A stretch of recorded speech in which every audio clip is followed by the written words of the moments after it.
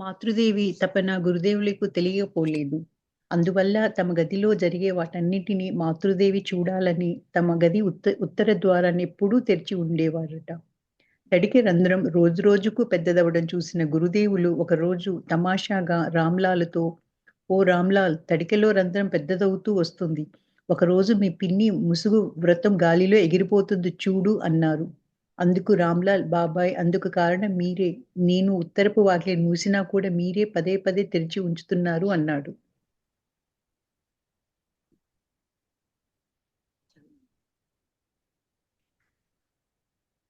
ఇక్కడ రామకృష్ణ పరమహంస గారు అమ్మ చూడాలనేసి తనని అది తెరిచి ఉంచుతారనమాట. కానీ మళ్ళీ తనతో సరదాగా తను ముసుగు వేసుకుంటుంది కదా! అమ్మ ఇంతకుముందు ఫస్ట్‌లో ముసుగేసుకునేది కదా! అది ఎగిరిపోతుంది అని తనతో అంటారనమాట. అందుకు తను మీరే కారణం దానికి అంటారు. ఇక్కడ గురుదేవులకి తన ఎంత బాధ్యతగా అంటే అమ్మ అమ్మకి ఏది అవసరమో, అమ్మ తపన ఏంటి, దాన్ని బట్టి తను ఆన్సర్ చేస్తా ఉంటారనమాట. అక్కడ భగవంతుడికి, భక్తుడికి ఎంత ప్రేమ ఉంటుందో, వీళ్ళిద్దరి మధ్య కూడా అదే ప్రేమ ఉంటుందనేది మనకు తెలుస్తుంది. యోగిని శారదాంబ ఎనలేని భక్తి, సేవ, పవిత్రత వీటి పర్యవసానంగా మాతృదేవిలో ఈ రోజుల్లో ఉన్నతమైన యోగా సిద్ధులు సర్వత్రా భగవంతుని ఉనికిని అనుభూతం చేసుకునే సామర్థ్యం బహిర్గతమయ్యింది. తమ అనుభవాన్ని కాలాంతరంలో మాతృదేవి నివేదితకు వ్రాసిన లేఖలో అద్భుతంగా తెలిపారు. ఈ జగత్తుకు ప్రాణనాడి అయిన భగవంతుడు తన మహిమను తానే గానం చేశాడు. ఆద్యంతరహితమైన సాటిలేని ఆ సంగీతాన్ని అనిత్యమైన ఈ జగతిలోని ప్రతి వస్తువులోనూ నువ్వు వింటున్నావు. చెట్టు చేమలు, కొండలు, పర్వతాలు, పక్షులు ఆయన కీర్తిని గానం చేస్తున్నాయి. దక్షిణేశ్వరంలో దట్టంగా పెరిగి వ్యాపించిన మర్రి చెట్టు ఉంది కదా! అది కాళికాదేవి సామ్రాజ్యాన్ని గానం చేస్తూ ఉంది. దానిని వినగలిగిన చెవులు గల వ్యక్తి పుణ్యపురుషుడు.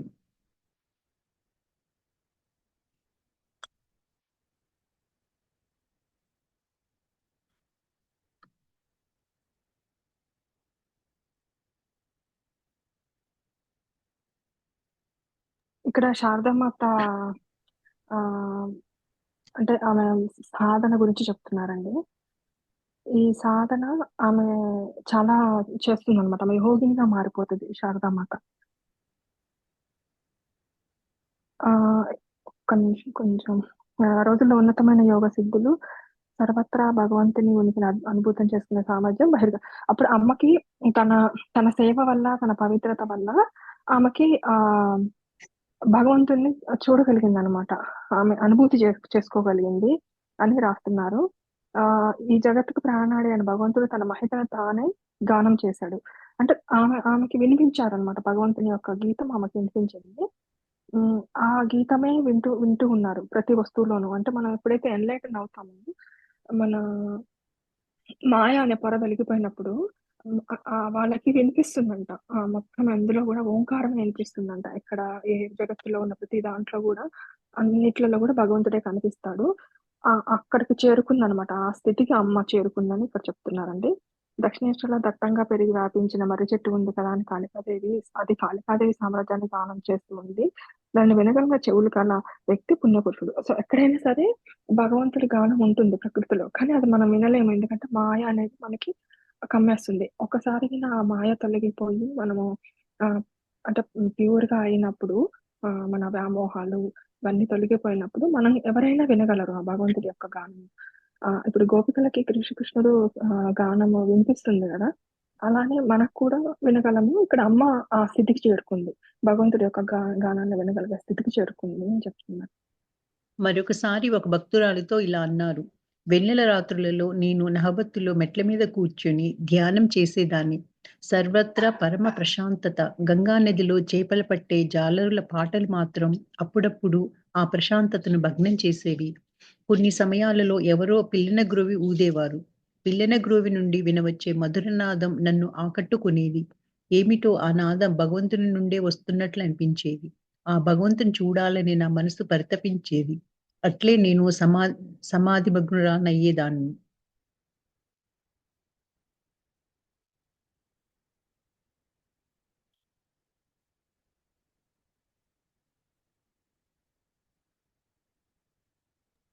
ఇక్కడ వెన్నెల రాత్రుల్లో నేను మహాత్ముల మీద కూర్చొని ధ్యానం చేసేదాన్ని అని చెప్పారంట ఒక భక్తురాలతో.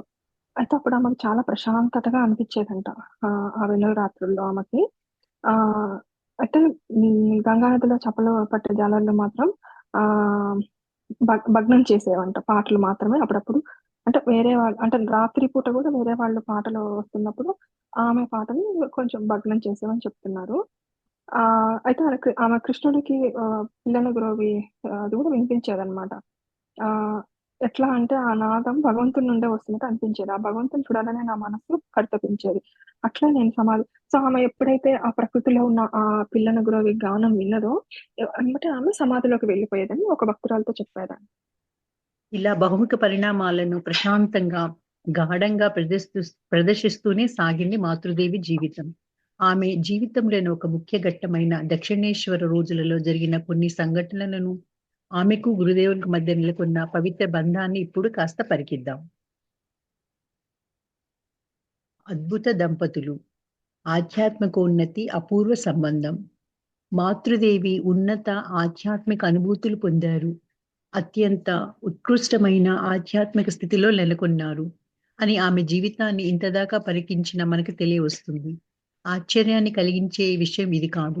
ఇలాంటి ఉన్నత స్థితిలో నెలకొన్న తమ భర్తతో కలిగి ఉన్న సంబంధమే మనల్ని ఆశ్చర్యపరుస్తుంది. ఇలాంటి సంబంధానికి ఆమె భర్త కూడా ఉన్నత ఆధ్యాత్మిక స్థితిలో వారున్నది ఒక కారణమైన అదే కారణమని చెప్పలేము. వారు పరస్పరం చక్కగా అవగతం చేసుకున్నారన్నదే ముఖ్య కారణమని చెప్పవచ్చు. దాంపత్య జీవితంలో ఇది ఎంతో ముఖ్యం. ఎక్కడో పుట్టిన ఇద్దరు కలిసి జీవించేటప్పుడు సమస్యలు తలెత్తడం సహజం. భర్త జీవితం ఇదని భార్య జీవితం ఇది అని భర్త అర్థం చేసుకొని జీవితం గడిపేటప్పుడు దాంపత్యం సుగమంగా సాగుతుంది. ఇలా అర్థం చేసుకోవడానికి ముఖ్యంగా కావాల్సింది ఉన్నతాదర్శం. దాంపత్య జీవితంలో కూడా గుడ్డు లాంటి అవసరాలను తీర్చుకోవడం, వంశవృద్ధి లాంటి మామూలు ఆదర్శాలకు ఉపరితలంగా ఒక ఉన్నతాదర్శం ఉండాలి. అప్పుడు మాత్రమే జీవితం సార్థకమవుతుంది. ఇక్కడ ఏం చెప్తున్నారంటే అండి, అమ్మ పూర్తిగా రామకృష్ణ పరమహంస గారిని అర్థం చేసుకునేది. రామకృష్ణ పరమహంస గారికి కూడా అమ్మ ఎందుకొచ్చింది, ఎందుకు ఈ జన్మ తీసుకుంది అనేది తనకు కూడా తెలుసనమాట. ఇద్దరు కూడా ఆధ్యాత్మికంగా ఉన్నత స్థితికెళ్ళి ప్రపంచంలో అందరినీ కూడా ఉద్ధరించడానికి వచ్చిన అద్భుతమైన అద్భుతమైన మనుషులన్నమాట వీళ్ళు. ఇక్కడ అదే చెప్తున్నారు. అందరూ కూడా ఆధ్యాత్మిక సంబంధం పెట్టుకోవాలి అని చెప్తున్నారు. భార్యాభర్తల్లో కూడా ఇద్దరు ఆధ్యాత్మికంగా ఎదిగినప్పుడు వాళ్ళిద్దరి మధ్య చక్కని అవగాహన ఉంటదన్నమాట. అప్పుడు సమస్యలు వచ్చినా గానీ వాళ్ళు ఆనందంగానే ఉంటారు. చిన్న చిన్న సమస్యలు వస్తాయి ఏ భార్యాభర్తలకైనా. ఒకళ్ళనొకళ్ళు అర్థం చేసుకొని జీవితం గడపాలి. అదే ఉన్నతమైన ఆదర్శము అని చెప్తున్నారు. అంటే భార్యాభర్తలు అనేది ఓన్లీ వంశము వృద్ధికే కాకుండా ఆధ్యాత్మికంగా ఒకళ్ళనొకళ్ళు ముందుకు కూడా వెళ్ళటం అనేది పెళ్లి యొక్క అర్థం అని చెప్తున్నారు ఇక్కడ. ఇలాంటి ఉన్నత ఆదర్శాన్ని స్వీకరించినప్పుడు దాంపత్య కర్తవ్యాలను సరిగా నెరవేర్చలేకపోతున్నామని అనేకులు చెప్పడం కద్దు. కానీ ఇది ముమ్మాటికి తప్పు మాత్రమే కాకుండా ఉన్నత ఆదర్శం ఉన్నప్పుడు మాత్రమే భార్యాభర్తల సంబంధం ఆదర్శప్రాయంగా ఉంటుందని చూపడానికి వచ్చింది మాతృదేవి జీవితం. మాతృదేవి గురుదేవులు 75 అడుగుల దూరంలో జీవనం గడుపుతూ 2 నెలల పర్యంతం పరస్పరం కలుసుకోకుండా కూడా ఉన్నారు. అయినా వారి మధ్య నెలకొన్న సంబంధం ఎంత అద్భుతమైనది. ఇద్దరూ చేకన్న ఉన్నతాదర్శమే వారిని ఇలా ఉన్నత అనుబంధంతో పెనగొనజేసింది.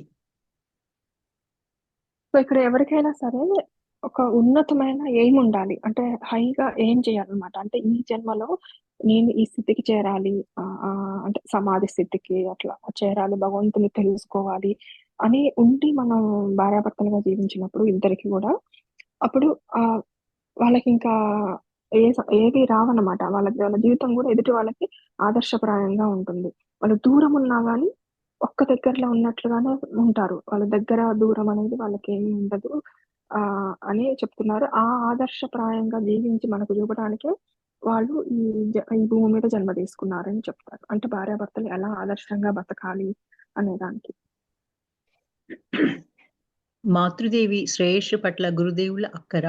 గురుదేవులు మాతృదేవుల దివ్యమైన సంబంధం గురించి చెప్పినప్పుడు గౌరీమ, మాతృదేవి గురుదేవులు కేవలం 75 అడుగుల దూరంలో జీవించారు. కానీ చాలా రోజులు పరస్పరం కలుసుకోవడం కూడా కుదరలేదు. అయినా ఇద్దరి మధ్య ఎంత గాఢమైన సంబంధం నెలకొందో. ఒకసారి మాతృదేవికి తలనొప్పి వచ్చినప్పుడు గురుదేవులు రామ్‌లాల్‌తో చిన్న బిడ్డలాగా, "రామ్‌లాల్, ఆమెకు ఎందువల్ల తలనొప్పి వచ్చింది?" అంటూ ఎంతో ఆవేదనతో అడుగుతూ ఉండడం నేను చూశానని పేర్కొన్నారు. సో, ఇక్కడేమంటున్నారంటే, ఆయన ఎక్కడున్నా గాని ఆమె శ్రేయస్సు కోసం ఆలోచించేవాళ్ళనమాట. వాళ్ళిద్దరూ దూరమున్నా, దగ్గర ఉన్నా, ఎప్పుడూ గురుదేవులు శ్రేయస్సు మాతృదేవి చూసుకునేది. అంటే తనకు సరైన ఆహారము, గురుదేవులకి సరైన ఆహారము అందరిలాగా తినరు గదా! గురుదేవుల ఆహారం వేరే ఉంటుంది. సో, అట్లా ఆయనకెప్పుడు సేవ చేస్తూ మాతృదేవి చూసుకునేది. మాతృదేవికి ఏదన్నా తలనొప్పొచ్చినా, ఏదైనా బాగాలేకపోయినా గురుదేవులు ఆమెను చూసుకునేవాళ్ళు చిన్న బిడ్డలాగా. అంటే వాళ్ళిద్దరికీ కూడా ఒక తల్లికి, బిడ్డకి ఎట్లా సంబంధం ఉంటుందో, ఒక తండ్రికి, కూతురికి ఎట్లా అట్లాంటి సంబంధంతో వాళ్ళు జీవించారనమాట భార్యాభర్తలైనా కానీ. తను బాధపడితే ఈమె బాధపడేది. ఈమె బాధపడితే తను బాధపడేవాళ్ళనమాట. గురుదేవులు సర్వసంగ పరిత్యాగి అయిన స్త్రీల మనోభావాన్ని బాగా గ్రహించినారు.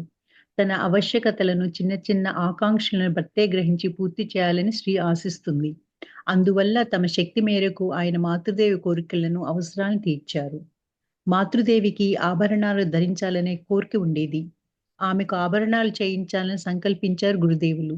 ఆలయం నుండి ప్రతి నెల జీతంగా వచ్చే రూ. 7 ఒక పెట్టెలో వేసి ఉంచటం రివాజు. ఆ డబ్బుతో మాతృదేవికి ఆభరణాలు చేయాలని అనుకున్నారు ఆయన. ఈ విషయంగా మాతృదేవి ఇలా అన్నారు. నాకు ఆభరణాలు ధరించాలనే కోరిక గురించి చెబుతూ గురుదేవులు, ఆమె పేరు శ్రీ శారద, ఆమె సరస్వతి అవతారం. అందువల్లనే ఆభరణాలు ధరించాలని ఆకాంక్షిస్తుంది అనేవారు. ఒకరోజు హృదయ్‌తో ఆ పెట్టెలో ఎంత డబ్బుందో చూడు. ఆమె చక్కని బంగారు ఆభరణం ఏదైనా చేసి పెట్టాలి అన్నారు. అప్పుడు ఆయనకు ఆరోగ్యం బాగాలేదు. అయినా రూ. 300 పెట్టి నాకు నగలు చేయించి ఇచ్చారు. ఆయన డబ్బు తాకలేరనే విషయం ఇక్కడ గమనార్హం. మాతృదేవి చేతులకు ధరించిన బంగారు గాజులు అప్పుడప్పుడు గురుదేవులు చేయించినవే. అప్పుడు మాతృదేవి ధరించిన బంగారు గాజులు అప్పుడు గురుదేవులు చేయించినవే. గురుదేవులు ఆధ్యాత్మిక సాధనలు అనుష్ఠించిన కాలఘట్టంలో పంచవటిలో ఆయనకు సీతాదేవి దర్శనం కలిగింది. సీతాదేవి ధరించిన అనేక రత్నాలతో కూడుకున్న బంగారు గాజులు ఆయన దృష్టి ఆకర్షించాయి. ఆ దృశ్యంలో చూసిన గాజుల్లాంటి వాటినే మాతృదేవికి చేయించారు. నేను నగలు వేసి పెట్టేంత సంబంధం మా మధ్య ఉండేది అంటూ గురుదేవులు చమత్కరించేవారు. ఈ ఆభరణాలు మాత్రమే కాకుండా బంగారం అడ్డిగా, గుండ్రని ముక్కుపుడక, చెవులకు దిద్దులు, మరిన్ని నగలను కూడా మాతృదేవి ధరించారు. ఇవన్నీ గురుదేవుల సాధనా కాలంలో మధురబాబు చేసి పెట్టినవి. లభించిన ప్రతి సందర్భంలోనూ గురుదేవులు మాతృదేవిని సంతోషంగా ఉంచటానికి ప్రయత్నించారు. చమత్కార సంఘటనలు కూడా కొదవలేదు. ఇక్కడ మాతృదేవికి చిన్నప్పుడే పెళ్ళైన కొత్తలోనే చిన్నప్పుడే ఆమె బంగారు నగలు తీస్తే చాలా బాధపడింది గదండీ! అంటే అది అమోహం కూడా కాదు. ఆమె లక్ష్మీ స్వరూపం గదా! ఆమెకి బంగారం అంటే డెఫినిట్‌గా ఇష్టం ఉంటుంది. ఆహ్, ఆహ్, ఆమె ఆమె చిన్న కోరికను తను గమనించారన్నమాట. ఆమె ఏమీ కోరుకోలేదు. తనకి చీరలు కావాలి, లేకపోతే సుఖాలు గావాలి. ఏమీ కోరుకోలేదు. తను ఒక్కటే ఒకటి కోరుకుంది. కొంచెం చిన్న బంగారు నగలు ధరించాలి అనేది. ఆహ్, అంటే ఆమె అంశ అంటారు గదా! లక్ష్మీదేవి అంశ అంటారు గదా! అందుకని అయ్యుండొచ్చది. అప్పుడు ఆ చిన్న కోరిక భార్య కోరుకునే చిన్న కోరిక భర్త తీర్చాలి. ఆ భర్త ఎంత ఆధ్యాత్మిక మార్గంలో ఉన్నా సరే అని అది మన అందరికి చెప్పడానికి తను ఇది అమ్మకి తనకి తన దగ్గర లేకపోయినా తను కొనుకొచ్చే కొంచెం జీతంలోనే ఆమె కోరుకున్న చిన్న చిన్న నగలు చేపిస్తారనమాట. ఇక్కడ అట్లా ఒకసారి చేపిస్తా మళ్ళీ అప్పుడప్పుడు సరదాగా గూడా మాట్లాడేవాళ్ళంట దాని గురించి. హ్మ్. మీరేమైనా యాడ్ చేస్తారా? చేయండి. ఒకసారి గురుదేవుల సమక్షంలో ఒక పోటీ జరిగింది. పోటీ చేస్తున్న వ్యక్తుల్లో ఆయన కూడా ఒకరు. ఆయనతో పాటు పోటీలో పాల్గొన్నది ఒక భక్తుని అల్లుడు. ఇద్దరూ పసిడి రంగు వారే. ఇద్దరిలో ఎవరు ఎక్కువ రంగులో ఉన్నారనేదే పోటీ. ఈ పోటీకి మధ్యవర్తిగా ఎవరు ఉండాలి? మాతృదేవే. పంచవటి సమీపంలో వీరిద్దరూ మాతృదేవికి కనపడేటట్లు నడవాలి. మాతృదేవి ఇద్దరి రంగును దూరం నుంచే చూశారు. మధ్యస్థం తప్పని వారు చివరకు ఆ భక్తుని అల్లుడు గురుదేవుల కన్నా కించిత్ ఎక్కువ రంగులో ఉన్నాడని, అతడే పోటీలో గెలిచినట్లు ప్రకటించారు. ఇక్కడ ఒక పోటీ జరిగిందనమాట ఒకసారి. ఇద్దరు బంగారు రంగులో ఉన్నారంట పోటీ చేసుకునే వాళ్ళందరూ. అయితే ఎవరు ఎక్కువ రంగులో ఉన్నారన్న పోటీ అనమాట. ఈ పోటీగా మధ్యవర్తి ఎవరు ఉండాలంటే మాతృదేవి. వీరిద్దరూ మాతృదేవి కనపడేట్టుగా నడవాలి. అప్పుడు మధ్యస్థం తప్పని వారు. చివరికి ఆ భక్తుడు అల్లుడు గురుదేవుల కన్నా కించిత్ ఎక్కువ రంగులో ఉన్నాడని అతడే పోటీలో గెలిచినట్లు ప్రకటించారంట. ఇది అంటే అప్పుడప్పుడు ఎప్పుడు సీరియస్ గా ఉండకుండా రామకృష్ణ పరమహంస గారు అప్పుడప్పుడు ఇలా సరదాగా కూడా కొన్ని కొన్ని పనులు చేసేవాళ్ళని ఇది ఒక ఎగ్జాంపుల్ గా చెప్తున్నాను. తన సహధర్మచారిణి భవిష్యత్తుకి డబ్బు కూడా సేకరించి ఉంచారు గురుదేవులు. డబ్బును తాకజాలని ఆ తాగీశ్వరుడు చేసిన ఈ కార్యమే వారికి తమ అర్ధాంగి పట్ల గల అవినాభావ సంబంధాన్ని చెప్పక చెప్తుంది. మాతృదేవి ఇలా అనేవారు. గురుదేవులు త్యాగమనే పదానికి తాత్పర్యంగా నిలిచారు. అయినా నా గురించి బెంగ ఆయనకు ఉండనే ఉంది. ఒకరోజు నాతో నీ ఖర్చులకు ఒక నెలకి ఎంత కావాల్సి వస్తుందని అడిగారు. 5-6 రూపాయలు చాలు అన్నాను నేను. తర్వాత సరే రాత్రిళ్ళు ఎన్ని చపాతీలు తింటావు అని అడిగారు. లజ్జతో ముడుచుకుపోయాను. ఈ ప్రశ్నకి ఎలా బదులు చెప్పాలో అంతుబట్టలేదు. కానీ ఆయన మాత్రం ఆ ప్రశ్ననే పదే పదే అడిగారు. ఇక గత్యంతరం లేక 5 లేకపోతే 6 అని చెప్పాను. మాతృదేవి చెప్పిన విషయాన్ని మనసులో ఉంచుకుని గురుదేవులు సుమారు 600 రూపాయల మూలధనంపై వచ్చే వడ్డీతో మాతృదేవి ఇబ్బంది పడకుండా జీవనం గడపవచ్చని తేల్చుకున్నారు. అలాగే ఆ డబ్బును బలరాం బోస్ వద్ద జమ చేసి ఉంచారు. అతడు ఆ పైకాన్ని తన ఎస్టేట్లో వెచ్చించి వడ్డీగా 30 రూపాయలను 6 నెలలకు ఒకసారి మాతృదేవికి పంపాలని తీర్మానించారు. ఇక్కడ ఆయన త్యాగజీవి. తను అసలు డబ్బుని చేత్తో ముట్టుకోరనమాట. ఒకసారి వివేకానందలో తనని పరీక్షిద్దామని తన బెడ్ కింద కాయిన్స్ పెడతారు. అప్పుడు మంట మంట అని లేస్తారనమాట గురుదేవులు. దీని కింద ఏదో ఉంది నాకు మంట అంటే అది నిజమా కాదా అని తెలుసుకుందామని చేస్తారు. అతను ఎప్పుడు ముట్టుకోరనమాట డబ్బుని.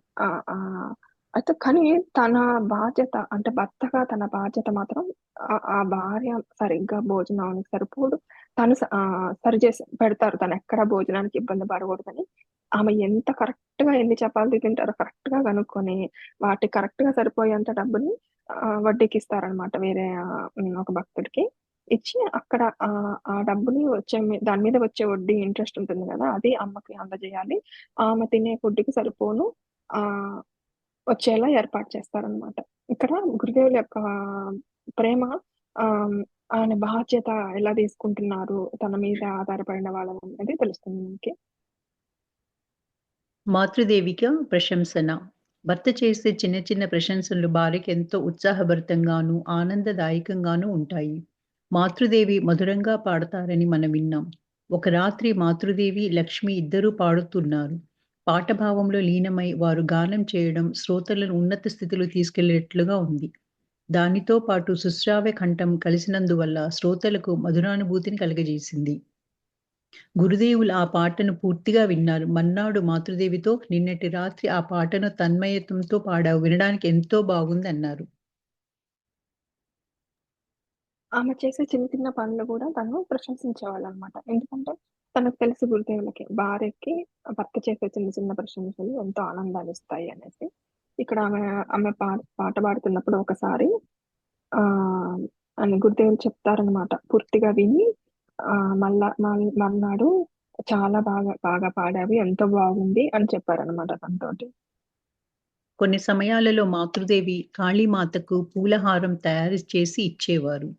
ఒకరోజు మల్లె మొగ్గలను ఎర్ర గన్నేరు మొగ్గలను దట్టంగా కట్టి పూలహారం తయారు చేశారు. కాసేపు ఆ పూలహారాన్ని నీళ్లలో ఉంచి ఆ మొగ్గులు నారంభించినప్పుడు ఆలయానికి పంపించారు. పూజారి ఆ పూలహారాన్ని కాళీమాతకు అలంకరించడము గురుదేవులు అక్కడికి రావడము ఒకేసారి జరిగాయి. నలుపు చలవరాతి విగ్రహంపై తెలుపు ఎరుపులతో ఆ పూలహారం ఎంతో అందంగా కనిపించింది. ఆహా! ఏం అద్భుతం! ఎంత ఆకర్షణీయంగా ఉంది అంటూ ప్రశంసించారు గురుదేవులు. ఈ పుష్పమాలను తయారు చేసిన మాతృదేవి అని తెలుసుకున్నప్పుడు, ఆహా! ఎవరైనా వెళ్లి ఆమెను తీసుకురండి. ఆమె కూడా ఈ అందాన్ని చూడాలన్నారు.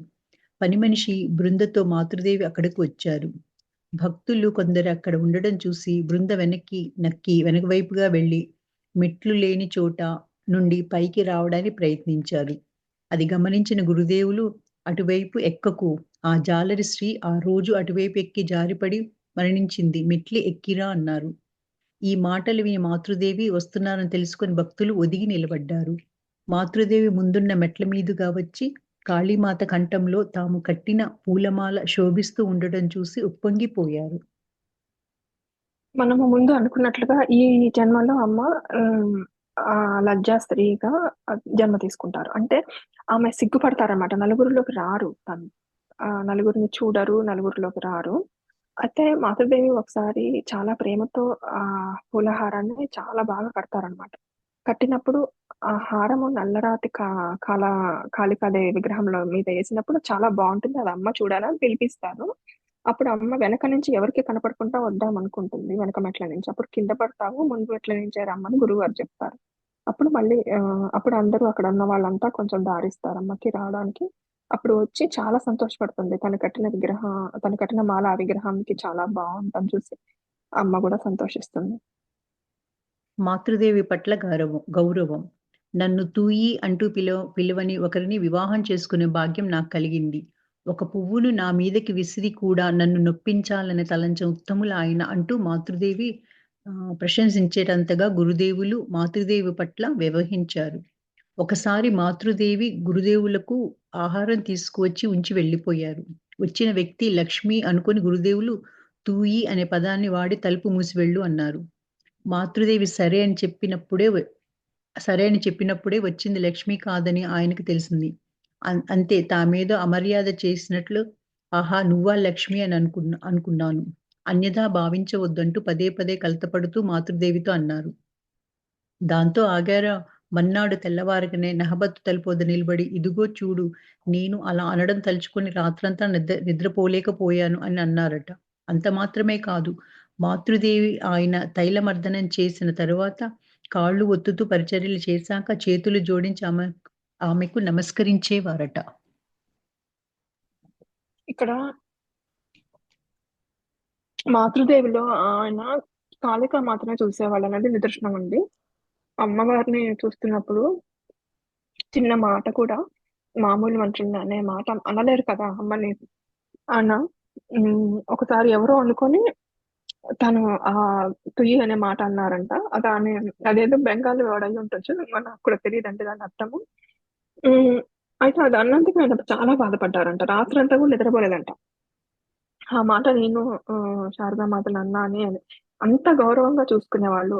ఆ మాతృదేవిని, రామకృష్ణ పరమహంస ఒక్క మాట కూడా అనకుండా అలా చూసుకునేవాళ్ళనమాట. అయితే ఒక భర్తగా ఆమె సేవ చేసినప్పుడు, ఒక భార్యగా ఆమె సేవ చేసినప్పుడు భర్తకి తైలమర్దనం గాని, కాళ్ళు ఒత్తటం గాని, ఆమెకు మళ్ళీ తిరిగి చేతులు జోడించి దండం పెట్టేవాళ్ళంట. ఆహ్, యాహ్! అంటే మనకిక్కడ అర్థమవుతుంది ఈ సంఘటనను బట్టి తను ఒక దేవతలానే చూసారు ఆమెని అనేసి. మాతృదేవి మాటలపై ఎంతో విశ్వాసం ఉండేది గురుదేవులకు. అనేక విషయాలలో మాతృదేవిని సంప్రదించేవారు. ఒకసారి ఎక్కడికో వెళ్ళాలనుకున్నారు. మాతృదేవిని సంప్రదించినప్పుడు వారు వెళ్ళవద్దని ఆమె గురుదేవులను వారించారు. ఈ సంఘటనను సూచిస్తూ గురుదేవులు కాలాంతరంలో చమత్కారంగా ఆమె వద్దని చెప్పగానే నేను వెళ్ళడం మానుకున్నాను. నా పరిస్థితి ఇలా తయారైతే ఇక సామాన్య గృహస్థుల గతి ఎలా ఉంటుందో అన్నారు. ఇక్కడ ఆయన ఏ డెసిషన్ తీసుకునేటప్పుడైనా అమ్మని అడిగేవాళ్ళంట. ఒకసారి ఎక్కడికో వెళ్ళేటప్పుడు వెళ్ళనా అని అడిగితే, ఆమె వద్దని చెప్పగానే తను వెళ్ళటం మానేశారట. కానీ దాన్ని మళ్ళీ సరదాగా అందరి ముందు నా పరిస్థితి ఎలా ఉంది, వేరే వాళ్ళ పరిస్థితి ఎలా ఉందో అని అన్నారంట. హ్మ్.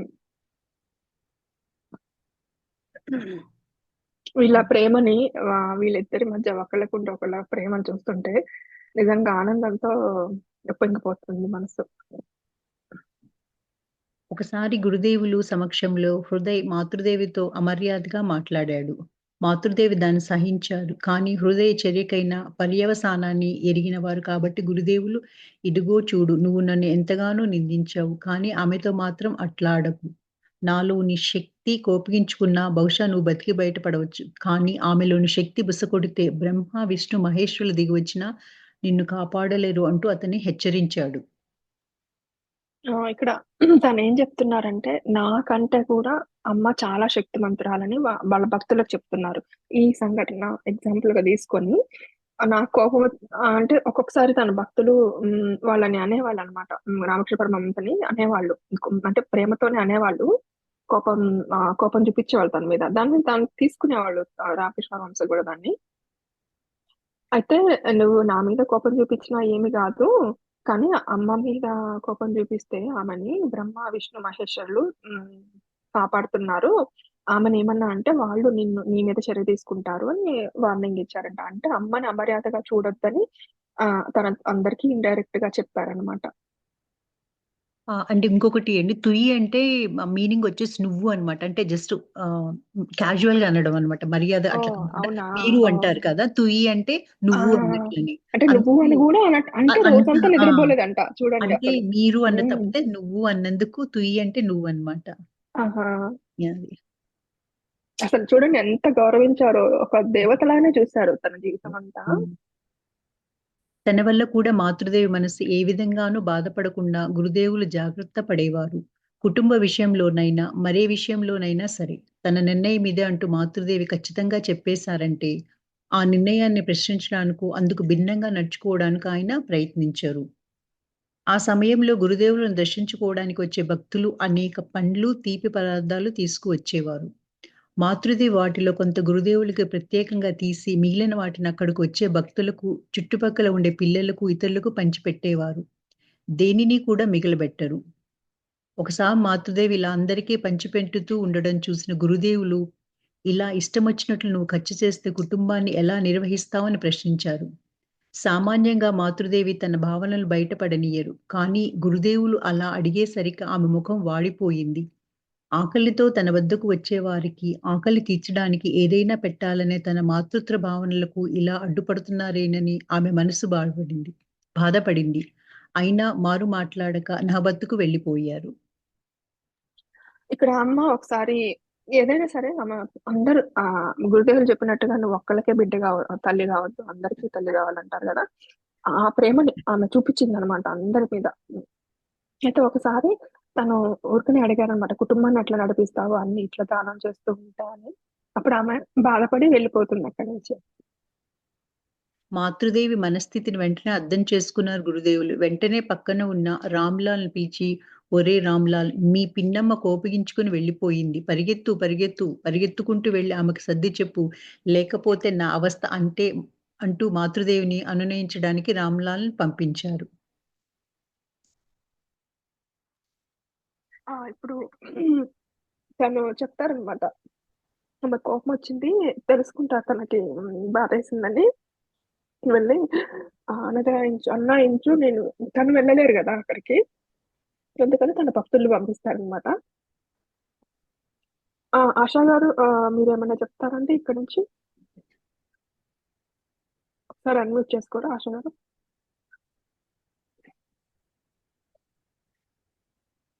చెప్పమ్మా.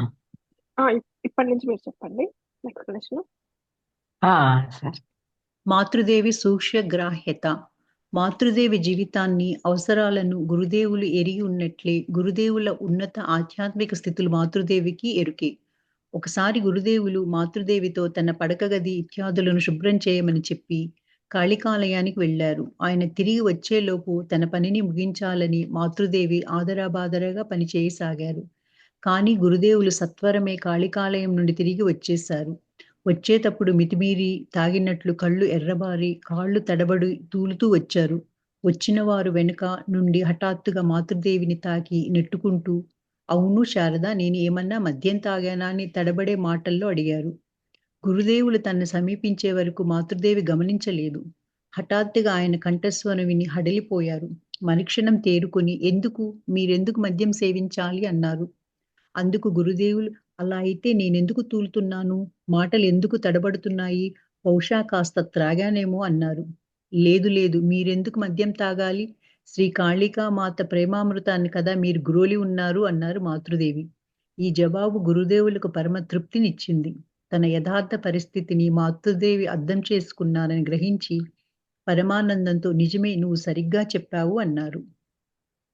ఆ, సో ఆవిడ శారదమ్మకి సూక్ష్మ గ్రాహ్యత, చాలా చిన్న విషయం కూడా గ్రహించేసేదన్నమాట వెంటనే.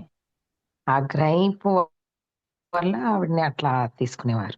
అది ఎంతవరకు అంటే, ఒకసారి ఆయన తన జీవిత అవసరాలను అన్ని తెలిసి ఉండేవి ఎప్పుడు ఆయనకి, అవసరాలు ఏమేమి ఉంటాయి అని చెప్పి ఆవిడ జీవితానికి.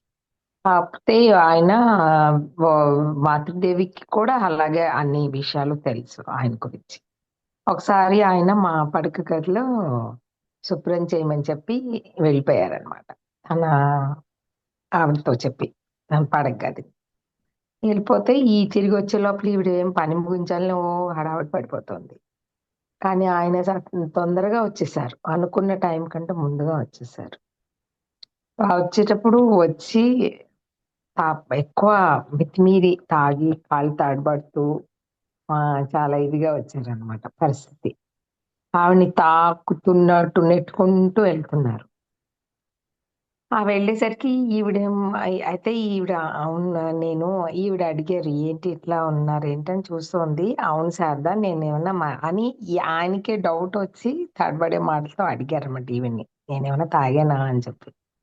అంటే లేదు, అప్పటి వరకు ఈవిడ గమనించలేదు, హఠాత్తుగా వచ్చేసరికి ఆడెళ్ళిపోయింది. ఆ తర్వాత చూస్తే మీరు ఎందుకు అలా అనుకోవాలి, మద్యం సేవించాలి అసలు అవసరం ఏమొచ్చింది, అయితే నేను ఎందుకు తూలుతున్నానని ఆయన అడిగేసరికి ఈవిడ అన్నారనమాట, అలా కాదు కదా, మీరు కాళికామాత సేవ చేసి ఆ ప్రేమామృతాన్ని తాగి ఆ మత్తులో ఉన్నారు, అందుకని అట్లా అలా అని జవాబు ఈయనకి తృప్తినిచ్చింది అనమాట, సంతోషాన్ని ఇచ్చింది. కరెక్ట్ గా యథార్థ పరిస్థితిని అర్థం చేసుకుంది. అవును, నువ్వు సరిగ్గా చెప్పావు అని చెప్పి ఒప్పుకున్నాడు ఆయన కూడా. మనం చెప్పు. మరొకసారి గురుదేవులు భక్తులతో పాటు పానీహాటి అనే ఊళ్ళో జరగనున్న సుప్రసిద్ధమైన మహోత్సవాలకి వెళ్ళాలనుకున్నారు. పురుషులు స్త్రీలు కలిసి 3 పడవలలో బయలుదేరడానికి సన్నద్ధులయ్యారు. మాతృదేవి కూడా ఆ ఉత్సవంలో పాల్గొనాలనే కోరికను ఒక భక్తురాలి ద్వారా గురుదేవులకు తెలియజేశారు. అందుకు గురుదేవులు ఆమెకు రావాల్సి వస్తే రావచ్చు అని చెప్పారు. ఆ మాటలు ఆ భక్తురాలు మాతృదేవికి చెప్పింది. గురుదేవుల మాటలను ఆలకించిన మాతృదేవి తమ కోరికను మార్చుకొని, ఓ ఇక్కడ నుండి చాలా మంది వెళ్తున్నారు, అక్కడ బాగా రద్దీగా ఉంటుంది, అంత కోలాహలంలో కూడా అంత కోలాహలంలో నేను కూడా వచ్చి ఆ ఉత్సవాన్ని చూడడం కష్టమే, నేను రావడం లేదు అని భక్తురాలితో చెప్పి తాము వెళ్లకుండా ఉండిపోయారు. తక్కిన వారందరూ వెళ్లి రాత్రికి తిరిగి వచ్చారు. తిరిగి వచ్చిన తర్వాత గురుదేవులు ఒక భక్తురాలతో, ఆమె రాకపోవడం మంచిదయింది. ఎంత రద్దీ! నా పారవశ్య స్థితుల కారణంగా అందరి దృష్టి నా మీదే ఉండిపోయింది. ఆమె నాతో పాటు చూసి ఉంటే హంసి వచ్చి ఉన్నారు అంటే ఎగతాళి చేసి ఉండేవారు. ఆమె బాగా ముందు చూపు కలది, అందుకే ఇక్కడే ఉండిపోయింది అన్నారు. ఈ విషయం గురించి అడిగినప్పుడు మాతృదేవి, నేను వెళ్ళడం తమకిష్టం లేదని ఆయన జవాబు నుండి అర్థం చేసుకున్నాను. మనస్ఫూర్తిగా నేను రావాలని అనుకుని ఉంటే ధారాళంగా రావచ్చనేవారు. కానీ ఆమె ఇష్టపడితే రావచ్చు అంటూ సందిగ్ధత వెలియబుచ్చడంతో వెళ్ళకపోవడమే సముచితమని తీర్మానించాను అన్నారు. సో ఆవిడ ఎంత దూరదృష్టితో మాట్లాడేదంటే, మళ్ళీ ఈ విషయంలో కూడా అంత కరెక్ట్ గా, అంటే ఏదైనా ఒక ప్రదేశం ఇప్పుడు మామూలు భర్తలకి ఇష్టం ఉండదు చూడండి, రద్దీగా ఉన్న ప్లేస్ లో లేడీస్ రావడం అంటే వాళ్ళకి ఇబ్బందిగా ఉంటుంది. నలుగురిని తోసుకుంటూ వెళ్ళడం అవన్నీ ఎందుకు ఎందుకు అని అవాయిడ్ చేయించేవారు. అట్లాంటి పరిస్థితుల్లో ఎప్పుడు దర్శనాలు యొక్క అవ్వట్లేదు. తిరుపతి లాంటి ప్లేసెస్ కూడా కష్టమే అనిపిస్తుంది.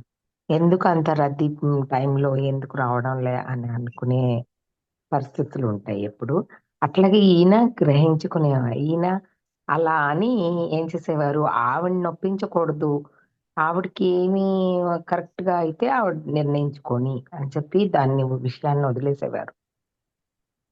ఈవిడ కూడా అలాగే గ్రహించుకుని దాన్ని నేను రానులేండి, అంత అలా రద్దీగా ఉన్న చోటుకి నేను రానులే అని ముందుగానే తప్పించేసుకునేవారు. కానీ ఆ వచ్చిన ప్రజలు కూడా ఆ విషయాన్ని కరెక్ట్ గా చెప్పారనమాట. వెళ్ళొస్తారు కదా, అవును చాలా రద్దీ ఉంది, అక్కడ రాకపోవడం మంచిదైంది అని ఈయన అనడం ఆ కోలాహలంలో. తిరిగి వచ్చిన తర్వాత ఈ మాట అనేసరికి ఆ విషయాలు అన్న మాటలకి ఈయన కూడా నేను రాకపోవడం, ఆమె రాకపోవడం మంచిదైంది, ఎంత రద్దీ ఆ కారణంగా అందరి దృష్టి ఉండి ఇలా మాటలేదో ఒకటి ఎగతాళిగా మాట్లాడతారు కదా, వచ్చారు ఇట్లాంటి హంసలు లాగా అని చెప్పి ఏదైనా ఎగతాళి చేసినా ఇష్టం ఉండదు. అందుకని ముందు చూపు ఉంది కాబట్టి ఆవిడ తెలివిగా ఆ మాటని తోసిపుచ్చి, ఆ లేకపోతే ఆయనే అనేవారు, నువ్వు రావచ్చు, ఎందుకు రాకూడదు, రావచ్చు కదా, దా కూల్ గా రావచ్చు అని అనేవారు. అలా అనకుండా నీకు ఆవిడకి ఇష్టమైతే రావచ్చు అన్నారు కాబట్టి దాన్ని బట్టి తను కూడా నిర్ణయించుకుంది వెళ్ళొద్దు అని. సో అంత సూక్ష్మగ్రాహి. మాతృదేవి చెప్పిన అబద్ధం. గురుదేవుల మనస్థితిని ఒక బాలుని పోలిన నదిగా ఉండేది. బిడ్డ భగవంతుడు ఒక్కటే అని చెబుతారు కదా, అది ఆయన విషయంలో పూర్తిగా నిజం. బిడ్డ వంటి వారితో భార్య అనే స్థితిలో కంటే తల్లిగానే మాతృదేవి వ్యవహరించారు. తనతో పాటు తన 7 తరాల వారు కూడా కలిసి ప్రయత్నించినా కూడా సాధించలేమని తెలిసిన బిడ్డను తినేటట్లు చేయడానికి చంద్రుణ్ణి పట్టి ఇస్తాం అంటూ వెనకాడక అబద్ధం చెప్పే ఆ మాతృ హృదయంతోనే గురుదేవులను చూసుకున్నారు మాతృదేవి. అబద్ధం, అనునయం, వచనాలు, నిష్కర్ష వంటి పలు విధాలుగా గురుదేవుల జీవితాన్ని పరిపుష్టం చేయడమే లక్ష్యంగా మలుచుకున్నారు మాతృదేవి. 1, 2 సంఘటనలు మాతృదేవే స్వయంగా కాలాంతరంలో వివరించారు. సో ఆవిడికి ఒకసారి అలాంటి ఏదన్నా విషయం వస్తే తల్లి ఎలా అయితే నచ్చ చెప్తూ గోరుముద్దలు తినిపించేటప్పుడు అదిగో చందమామ వస్తుంది, ఇలా వస్తుంది, అలా వస్తుందని అబద్ధం చెప్తూ ఆ, చెప్పి ఎట్లా కొట్లా నచ్చ చెప్పి ఆ తినిపిస్తారు. ఆ పట్టుకుందాము అని చెప్పి అంటారు ఆ బిడ్డకి చెప్పేటప్పుడు. అట్లాగే ఈవిడ కూడా తన ఆయన్ని అలా తీసుకుని అన్ని చెప్పేదన్నమాట ఎంతో అనునయంగా. ఏదన్నా చెప్పేటప్పుడు ఆ స్వరంతో అది అబద్ధమైన అవని అట్లా చెప్పుకుంటూ వెళ్ళేది. అలా 2, 3 సార్లు జరిగింది. అది వివరిస్తూ ఉన్నారు ఆవిడ. ఒకసారి గురుదేవుల ఆరోగ్యం దెబ్బతింది. కుమారు కుమారతోలాలో నివసించే గంగాప్రసాద్ సేన్ అనే వైద్యుణ్ణి తీసుకువచ్చారు. ఆయన కొన్ని మందులు ఇస్తూ నీళ్లు త్రాగకూడదనే నియమం పెట్టారు. అంతే, గురుదేవులు ప్రతి ఒక్కరితోనూ నీళ్లు తాగకూడదు కదా, నా వల్ల అది సాధ్యమవుతుందా అని అడగసాగారు. 5 ఏళ్ల బిడ్డను కూడా వదిలిపెట్టలేదు ప్రతి ఒక్కరూ. అది మీకు సాధ్యమా అనేశారు. తర్వాత నాతో కూడా ఇది జరిగే పనేనా అని అడిగారు. నేను, మీరు చేయగలరు, తప్పకుండా మీ వల్ల అవుతుంది అన్నాను. వెంటనే ఆయన నాతో దానిమ్మ పండు గింజల్ని కడిగి ఇచ్చేటప్పుడు కూడా ఒక్క చుక్క నీళ్లు లేకుండా తుడిచేది. అలా చేసి ఇవ్వగలవా అని అడిగారు. కాళికాదేవి కృపా కటాక్షంతో అంతా సాధ్యమవుతుంది. మనకు సాధ్యమైనంత దాకా ప్రయత్నిద్దాం అని నేనన్నాను. ఆ తర్వాత ఔషధం సేవనం పూర్తయ్యేదాకా నీళ్లు త్రాగనని తీర్మానించుకున్నారు. అలాగే ఒక్క చుక్క నీరు కూడా త్రాగలేదు. ఒకసారి ఒక సంఘటన ఏంటంటే గురుదేవుల ఆరోగ్యం ఇదైంది, దెబ్బతిందనమాట. సో కుమార్తోలలో అనే ఒక ప్లేస్ లో ఆ గంగా ప్రసాద్ అని ఒక వైద్యుడిని తీసుకొచ్చారు. అతను ఏమన్నాడు, నీళ్లు తాగకూడదు అని ఒక నియమం చెప్పారు మందులు ఇస్తూ. అదే ఈ గురుదేవులకి డౌట్ వచ్చింది, నేను ఎలా నీళ్ళు తాగకుండా ఉండగలుగుతానా, అదేమన్నా అలా చేయగలనా అని. ఒక చిన్న పిల్లలు అడుగుతారు కదా, అలా కంగారుగా అడిగేసరికి అది మీకు సాధ్యమే అనేసింది అమ్మ, మాతృదేవి. తర్వాత తర్వాత నాతో కూడా ఇది జరిగే పనేనా అని మళ్ళీ అడిగారంట. అవును మీరు చేయగలరు అని ఈవిడేమో ఒక్కని చెప్పేది. ఆయన ఎంతవరకు నవ్విచ్చేవారంటే, అయితే నువ్వు దానిమ్మ గింజ పండు ఆ పండుని ఒలిచినప్పుడు గింజల్ని ఒక్కొక్క దానికి తడి లేకుండా తుడిచి ఇవ్వగలవా అని అంటే, ఆ అప్పుడు ఈవిడ ఏముంది కాళికాదేవి అనుకుంటే మీకు అట్లా కూడా ఇస్తుంది, అంత తుడిచి కూడా ఇవ్వగలదు, అలా ఎంతవరకు వీలవుతుందో అంతవరకు చేద్దాం, నీళ్ళు తక్కువ తాగి ఒక్క చుక్క నీళ్ళు కూడా అలాగే తాగలేదట. ప్రతిరోజు ఆయనకు 3-4 లీటర్ల పాలు ఇవ్వడం మామూలు. అంచెలంచెలుగా 5 లీటర్లు ఇవ్వసాగాను. దేవాలయ ఆవులను పితికే వ్యక్తి నాకు చాలా పాలు ఇచ్చేవాడు. ఇన్ని పాలను పూజారులకిస్తే వాళ్ళ ఇళ్ళకు తీసుకువెళ్ళి ఎవరెవరికో ఇస్తారు. మీకిస్తే గురుదేవులే కదా సేవిస్తారు అనేవాడు అతడు. అతడు సజ్జనుడు, భక్తుడు. నేను అతడికి తీపి పదార్థాలు ఇచ్చేదాన్ని. పాలను బాగా మరగబెట్టి పావు భాగానే తగ్గించేదాన్ని. ఇవెన్ని పాలు అని గురుదేవులు అడిగితే అంత ఎక్కువగా ఏమీ లేదు. 1, 1.5 లీటర్‌ని చెప్పేదాన్ని. బాగా మరగబెట్టినందువల్ల పైన పేరుకున్న గట్టి మీగడను చూసి పాలు కాస్త ఎక్కువే ఉన్నట్లుందే అనేవారు. ప్రతిరోజు ఆయనకి సుమారుగా ఇన్ని లీటర్లు పాలు తాగడం అలవాటు అనమాట. అంచెలంచెలుగా ఈవిడ దాన్ని కొంచెం ఇంకొంచెం ఉన్న దానికంటే ఇంకో లీటర్ పెంచి ఇస్తూ ఉండేవారు. అలా ఒకరోజు ఆ పాలేమో ఆ దేవాలయం వాళ్ళు పితికి వీళ్ళు పూజారి కదా ఆయన, అందుకని ఈయనకి ఇచ్చేవారనమాట. ఇవన్నీ ఇచ్చేసేస్తే వాళ్ళ ఇళ్ళకి తీసుకెళ్ళిపోయి ఎవరెవరికో ఇచ్చేసుకుంటారు. ఇక్కడ ఇస్తే మాత్రం గురుదేవులే ఆయన తీసుకుంటారు కాబట్టి, ఆయన ఎంతో భక్తుడు, అంత అంత వేరే పదార్థాలు ఏం కాకుండా టీనే తీసుకుంటారు కాబట్టి అది బెటర్ అని చెప్తే, అప్పుడు ఆ భక్తుడు అదే ఈవిడేం చేసేది, అది పాలు మరగబెట్టి చిక్కటిగా తయారు చేసి కోవాలాగా తయారు చేసేది అనమాట. పేరుకుని మీగడ్ని ఇచ్చి పాలు కాస్త ఎక్కువగా ఉన్నట్లుంది అని అనేవారట. కానీ ఈవిడేమో ఇలా చెప్పేసేది, ఎక్కువ ఏమీ లేదు అని చెప్పి. ఒకరోజు గోలాప్ మా నిజాన్ని చెప్పేసింది. అది వినగానే నేను రోజు ఇన్ని పాలు తాగుతున్నానా? అందుకే అజీర్ణం అని చెప్తూ ఎక్కడ ఆమెను పిలువు అంటూ అరిచారు. ఇది చెవి పడగానే నేను ఆయన గదికి వెళ్ళాను. పాలు విషయంలో గోలాప్ మా చెప్పిన దానిని నాతో చెప్పారు. అందుకు నేను ఆమెకేం తెలుసు పాలు తీసుకునేది నేను. ఎంత తీసుకుంటున్నానో, మీకెంత ఇస్తున్నానో ఆమెకెలా తెలుసు? ఆమె వాగింది మీరు కూడా నిజం అనుకుంటున్నారంటూ ఆయనకి సర్ది చెప్పాను. సో ఇట్లాగే ఒకరోజు ఆ నిజం ఒకళ్ళు ఆ మాటల్లో చెప్పేసింది అనుకోకుండా నిజాన్ని. ఇట్లా ఇట్లా తీసుకుంటున్నారు అని చెప్పి. అంటే అమ్మో ఇన్ని పాలు నేను తాగుతున్నాను, దీక్షను చేస్తుంది. అసలు ఆవిడని మా అతని పిలువు, అతడితే నేను కనుక్కోవాలని ఇచ్చేస్తే ఎలాగోలా తప్పించేసుకుని ఆయన ఆ అమ్మాయికి ఏం తెలుస్తుంది, మీరు మాత్రం ఆవిడని కనుక్కుని అంత కంగారు పడ్డం ఏంటి, ఏదో వాగుతుంది, వదిలేసేయండి అని చెప్పి ఎలాగోలా సర్ది చెప్పేసింది.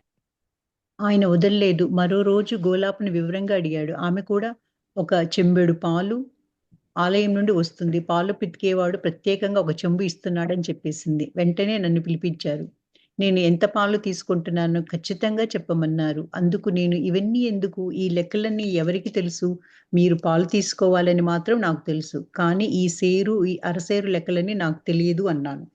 నా జవాబు ఆయనకు తృప్తికరంగా లేదు. సో ఇన్ని పాలు చెప్పమ్మా. తాగితే నాకు ఎలా జీర్ణమవుతుంది? నాకు అజీర్ణం చేసి తప్పకుండా ఆరోగ్యం చెడిపోతుంది అన్నారు.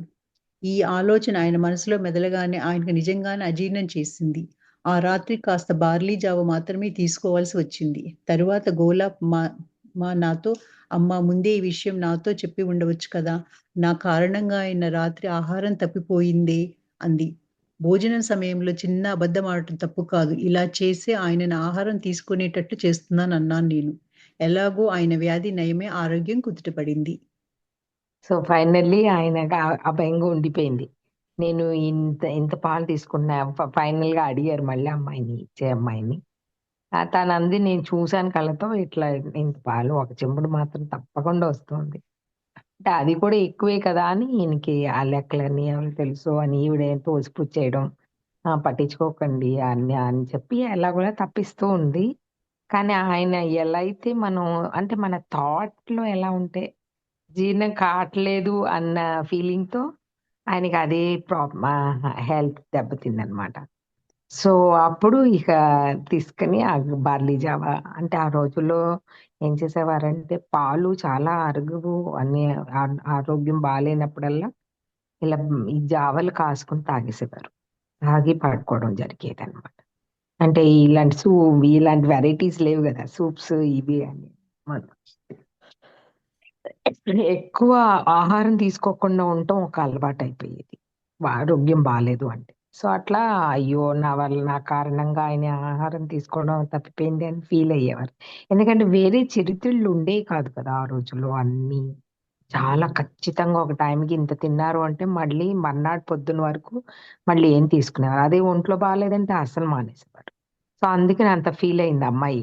అయ్యో తినే కొంచెం కూడా ఆయన మానేయాల్సి వచ్చింది. అందుకని చిన్న ఆ భోజన విషయంలో అలా చెప్తే ఏం తప్పులేదు అబద్ధం చెప్తే. ఎట్లా ఆయన రోజు ఇంత ఇంత తినేటట్టు చేయగలుగుతున్నాను అని అంటోంది. నెక్స్ట్ అలాగో ఆయన వ్యాధి తగ్గి ఆరోగ్యం కుదుటపడింది. సన్యాసి అయిన భర్తకు తగిన భార్య. గురుదేవులు మహోన్నత జీవితపు అంతర్థాన్ని అనేకులు అనేక విధాలుగా గణిస్తున్నారు.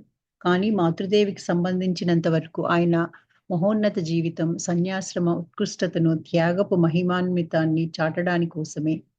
ఈ అభిప్రాయాన్ని మాతృదేవి పలుమార్లు వెలిబుచ్చారు. కాలాంతరంలో శిష్యుడొకడు మాతృదేవితో గురువులు ఎనలేని సందేశాన్ని లోకానికి అందించి ఉన్నారు. మతాలన్నీ భగవంతుని చేరుకోవడానికి మార్గాలే అనే సత్యాన్ని ఎంత అద్భుతంగా చాటి చెప్పారు అని అన్నాడు.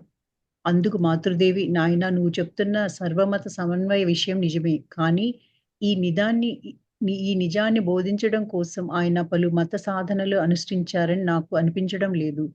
రాత్రింపగుళ్ళు ఆయన భగవత్ స్మరణలో లీనమై పారవశ్య స్థితిలో నెలకొన్నారు.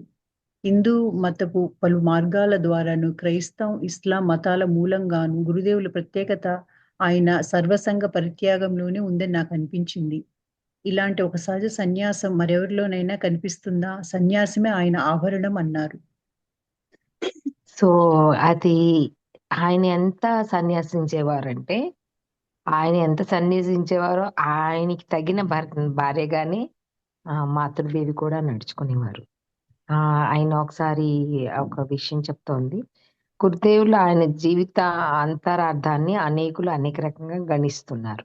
కానీ ఆవిడికి సంబంధించినంత వరకు మాత్రం ఆయన మహోన్నత సన్యాసాస్త్రము, ఆ పర్టిక్యులర్ ఇదిలో త్యాగము, మహిమాన్ని తను చాటడానికి చాలా నిదర్శనం అన్నమాట. ఈ అభిప్రాయాన్ని మాతృదేవి చాలాసార్లు చెప్తా వచ్చారు. కాలాంతరంలో ఒక శిష్యుడు మాతృదేవితో అడిగారు, గురుదేవులు ఎనలేని అంటే ఈ లోకానికి అందిస్తున్నారు, చాలా ఎంతో జ్ఞానాన్ని అందిస్తున్నారు. మతాలన్నీ భగవంతుని చేరుకోవడానికి మార్గాలే అని చెప్పే సత్యాన్ని, అన్ని మతాలు సమానం అని చెప్పడానికి కూడా ఎంతో అద్భుతంగా చాటి చెప్పారు కదా అని అడిగారు. అడిగితే అందుకు మాతృదేవి అనేది, నాయన నువ్వు చెప్తున్న సర్వమత సమన్వయం నిజమే, కానీ ఈ నిజాన్ని ఎంతో, అందుకంటే అక్కడ ఆ టైంలో ఇలాంటివి చెప్పడం ఒప్పుకునేవారు కాదు. ఏదన్నా తేడా ఉంటే మనుషులు వినేసి పక్కకెళ్ళి వాళ్ళ అంతం కూడా చేసేంత గొడవలు ఉండేవి మతం గురించి మాట్లాడేటప్పుడు. అంతని ఎదురు అంటే ఎంత ధైర్యంగా చెప్పగలగాలి అంటే చాలా కష్టం ఏదన్నా చెప్పేటప్పుడు. అయితే రాత్రి మౌళ్ళలో ఆయన అంత భగవత్ స్మరణతో ఉండటం వల్ల ఆయనకి ఏదో శక్తి ఉండేది. అన్ని మతాల్ని క్రైస్తవ, ఇస్లాం మతాల మూలంగాను ఆయన అందరినీ సమానంగా చూసుకుని పలు మార్గాల ద్వారా ఇలా సమానంగా గమనిస్తూ ఉండటం చూసేవారనమాట. ఇలాంటి ఒక సహజ సన్యాసం ఇలాంటి విషయంగా సన్యాసం తీసుకునేంత శక్తి ఎవరికైనా ఉంటుందా? అదే ఆయన ఆభరణం. అంత సన్యసించి ఉండేవారట ఆయన ప్రతి విషయంలో. ఇలాంటి అద్భుత సన్యాసాన్ని తమ జీవితంలోనూ సహజంగా పాటించారు మాతృదేవి. గురుదేవుల పట్ల ఆమె ప్రేమ వర్ణాతీతం. దీనిని ప్రతిరోజు ఆమె గురుదేవుల పట్ల చూపించే ఆప్యాయత, వారికి చేసే సేవల మూలంగా మాత్రమే వ్యక్తపరచలేదు. తమ ఆలోచనలు, కోర్కెలను ఆయన జీవితాదర్శంతో ముడివడజేసి అందుకోసం పాటుపడటం ద్వారా కూడా వ్యక్తపరిచారు. ఒక మహాత్ముని అర్ధాంగికి వారి పట్ల తనకున్న ప్రేమను, మర్యాదను వ్యక్తపరచడానికి ఆ మహాత్ముడు ఎంచుకున్న లక్ష్యం నెరవేరడానికి పాటుపడడం తప్ప మరో ఉత్కృష్టమైన మార్గం ఉంటుందా? మాతృదేవి ఈ స్వభావాన్ని వ్యక్తం చేసి 1, 2 సంఘటనలను పరికిద్దాము. సో ఆ సన్యసించటం గురించి ఎంతవరకు ఆయనకి సహకరించేది ఈవిడ ప్రతి విషయంలో. ఎంత కష్టం అట్లా ఒక నీడలాగా ఉండి ఆయనకి ఏం కావాలో చూసుకుంటూ ఏ నిమిషంలో ఏ భాషణకి వెళ్ళాలో ఏ మతం వాళ్ళతో చెప్పి రావాలో ఏం చెప్పి అన్ని ఆ రోజుల్లో అది చేయడం అంటే చాలా కష్టం. ఆయన ఎంతో ఆప్యాయత, అంత త్యాగంగా సేవలు చేయడం అంటే ఈ అంత ఈజీ కాదు. సో ఆమె ఆలోచనలు కోరికలను కూడా చాలా సమంజసంగా దాన్ని దానికి కరెక్ట్ గా అనుగుణంగా పెట్టుకునేదన్నమాట పనులు చేయడానికి. ఒక మహాత్మునికి అలాంటి మహాత్మునికి తను అర్ధాంగిగా ఉండటం, ఆయనకి అప్పట్లో ఉన్న ప్రేమ కూడా అలాగే వ్యక్తం చేసేది, మర్యాద కూడా ఉండేది. అన్ని ఎంచుకుని అసలు అదే జీవిత లక్ష్యంగా పెట్టుకుని అలా చేయడం అంటే అది ఇది సామాన్య మనిషికి సాధ్యం కాదు. మాతృదేవి ఆ స్వభావాన్ని వ్యక్తం చేసే ఒక 2 సంఘటనలు మనం పరికిద్దామని చూద్దాము. గురుదేవుల భక్తులలో లక్ష్మీనారాయణ అనే మార్వాడి ఉండేవాడు. ఒకరోజు గురుదేవుల పరుపు మీద పరచబడిన గుడ్డ మలినంగా ఉండడం చూసి అతడు గురుదేవుల పేరిట 10,000 రూపాయల బ్యాంకులో నిర్వవేసి తన్మూలంగా వచ్చే వడ్డీని గురుదేవులు తమ ఖర్చులకు ఉపయోగించవలసిందని ప్రాధేయపడ్డాడు. మూర్తీభవించిన త్యాగమూర్తులైన గురుదేవులు ఈ సలహాకు సుతారం అంగీకరించలేదు. పదే పదే ఈ ఏర్పాటు గురించి తన వద్ద ప్రస్తావించవద్దని గట్టిగా చెప్పేశారు. ఆ భక్తుడు వదలకుండా మరీ ప్రాధేయపడ్డాడు. అతడి వేధింపు నుండి తప్పించుకోవడానికి, నాకు ఆ డబ్బు అక్కర్లేదు, బహుశా శారద ఇష్టపడితే తీసుకోవచ్చు, అందులో ఎలాంటి అభ్యంతరమూ లేదు అని అన్నారు. కానీ మాతృదేవి త్యాగంతో మేళవించిన మనసు కూడా ఏ విధంగా తీసిపోలేదు. ఆమె ఆ పైకాన్ని తీసుకోవడానికి నిరాకరిస్తూ, నేను తీసుకున్నా అది ఆయన సేవలకే ఉపయోగపడుతుంది కనుక ఆయన తీసుకున్నట్లే కదా అని ఖచ్చితంగా చెప్పేశారు. మాతృదేవి అలా నిరాకరించడంతో గురుదేవులు ఎంతో సంతోషించారు. చూసారా, ఒకసారి ఒక మార్వాడి వచ్చి ఏదో ఒక పర్టికులర్ పర్ఫ్కి పరచబడ్డ బట్ట మనం దుప్పటేస్తాం కదా, ఆ దుప్పటి మలినమైంది. సో దానివల్ల దాని పేరిట మేము ఒక 10,000 రూపాయలు దాంట్లో నిల్వ చేసి దానికి వచ్చే వడ్డీని ఖర్చులకు ఉపయోగించి ప్రాధాయపడతారనమాట. అలా ఖర్చులు వస్తాయి కదా. అయితే ఆయన ఎంత త్యాగమూర్తులంటే ఆ పర్టిక్యులర్ ఇష్టం లేక ఇలాంటి డబ్బులు నాకు వద్దు అని ముందుగానే చెప్పేశారు, అక్కర్లేదు. ఒకవేళ ఇప్పుడు మనకి ఎలా ఉంటుందంటే భర్త నిర్ణయం చేసేసుకున్నారు, ఆవిడ గురించి నేను పట్టించుకునేది ఏంటి, నేను చెప్పేశాను కదా అని వదిలేసేవారు కాదు. మళ్ళీ ఆ సలహా మళ్ళీ ఆవిడేం చెప్పేస్తుందో చూసుకోమనేవారు. అలా ఇద్దరిని ఒకళ్ళనొకళ్ళు గౌరవించుకునేవారు విడివిడిగా. సో ఆవిడని కూడా కనుక్కోండి అంటే ఆవిడనేవారు, చూసారా ఆ డబ్బులు నేను తీసుకుంటే ఏంటి, ఆయన తీసుకుంటే ఏంటి, ఆయన తీసుకున్నట్టే అవుతుంది, ఒకవేళ నేను తీసుకున్నా ఆయనకే కదా నేను ఉపయోగిస్తాను, కాబట్టి ఇది తప్పు, నేను తీసుకోను అని చెప్తుందన్నమాట. సో ఇట్లా ఇద్దరు కరెక్ట్ విషయంలో నిర్ణయం తీసుకునేవారు ఎప్పుడు, అంత సమంజసంగా. ఏ విషయం మాట్లాడాలి, ఏ విషయం మాట్లాడకూడదనే విచక్షణ జ్ఞానాన్ని కొన్నిసార్లు కోల్పోతుంది గోలాప్మ. ఆమె ఒకసారి మాతృదేవత ఇలా అన్నది, అమ్మా నిన్నిక్కడికి వచ్చిన మన్మోహన్ తల్లిగారు నాతో గురుదేవులు సర్వస్వం త్యజించి సన్యాసి కదా, కానీ మాతృదేవి దుద్దులు, గాజులు మొదలైన నగలు ధరించి అలంకరించిన దేవిలా ఉన్నారు, ఇది చూడడానికి బావుందా అని చెప్పింది. మాతృదేవి వెంటనే ఏమీ మాట్లాడక మౌనం వహించారు. మర్నాడు యోగిన్మ మాతృదేవిని చూడడానికి నహబత్తుకు వెళ్ళినప్పుడు ఆమె స్వరూపం మారిపోయింది. చేతులకు ధరించిన 2 గాజులు తప్ప తక్కిన నగలన్నీ మాతృదేవి తీసివేశారు. ఏదో జరిగిందని మాత్రం ఆమె ఊహించుకోగలిగింది. ఆమె ఎంతగానో ప్రాధేయపడిన తర్వాతే దుద్దులు 1, 2 నగలు ధరించింది. కానీ ఆ తర్వాత అన్ని నగలను ఏకంగా ఆమె ధరించింది లేదు. ఎందుకంటే ఈ సంఘటన కొద్ది కాలానికి గురుదేవులకు నయం కాని వ్యాధితో మంచం పట్టారు. కనుక ఇలా భర్తకు యుక్తమైన భార్యగా జీవించి తరించారు మాతృదేవి. గురుదేవుల ఆదర్శాలను పుణికిపుచ్చుకున్న గృహస్థ ఆదర్శాన్ని జీవించి చూపించారు. ఇలా గురుదేవులు 3 పరిమాణాలలో ఒకటైన సంపూర్ణ మానవ పరిమాణాన్ని పరిపూర్తి చేశారు. సో ఒకసారి ఈవిడ గోలాప్మా అని, అది అంతకుముందు కూడా అదే ఆయన స్వీకరించే పాలు గురించి ఎన్నిసార్లు ఇదిగో ఉన్న నిజాన్ని చెప్తూ ఉండేది, ఈవిడ తప్పించేవారు. అట్లాగే ఈసారి ఆవిడని ఒక మాట అనేసింది నోరు జారి.